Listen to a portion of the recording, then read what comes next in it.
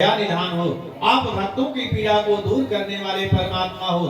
आप कहते हो कि हमारे शरण में आया हुआ जीव कितना भी बड़ा पापी अपराधी हो, हम उसको अपना लेते उसके सारे पाप नष्ट कर देते हैं। जब इस प्रकार से बनिया ने भगवान से निवेदन किया, भगवान कहने लगे, हे बनिया, तू इतना दुख पाने के बाद में, बनिया ने कहा, प्रभु एक मौका दे दो, अब जीवन भर कोई गलती नहीं करूंगा।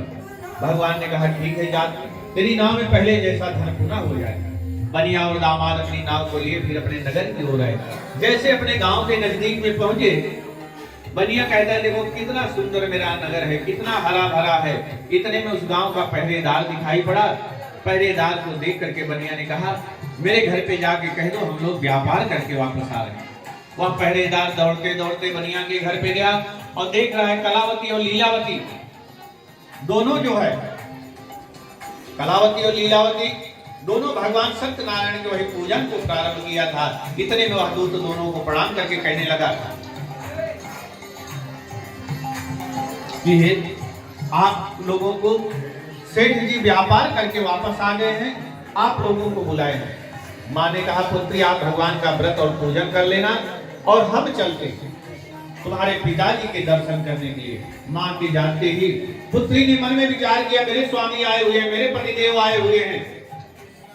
कथा को अधूरे में छोड़ करके, प्रसाद को त्याग करके ब्राह्मण को बोले, पुत्री आप अपनी दक्षिणा लो, ये प्रसाद लो, अब आप अपने घर को जाओ, मेरे स्वामी आए हुए हैं। वह भी गांव के किनारे जब पहुंची, नदी के तट पे देख रहे हैं गांव के भी ढेर सारे लोग दिखाई पड़ रहे हैं, केवल उसी का पति नहीं दिखाई पड़ रहा है। अपने पिताजी से पूछे, पिताजी मेरे स्वामी कहाँ है? पिताजी ने कहा, बगल की नौका में खड़े हैं। ना तो बगल में कोई नौका है, ना तो बनिया का दामाद है। दामाद को न देख करके सब लोग बड़े आश्चर्य में हो गए, करके गिर गई। जब उसको होश आया, अपने पिताजी कहते हैं, हे पिताजी, लगता है मेरे स्वामी को कुछ हो गया, आप बता नहीं रहे हो, मेरे यहाँ पे जो है चिता बना दो, हम सती हो जाएंगे। वहां पे चिता बनाई गई। अपने पति के चरण के पास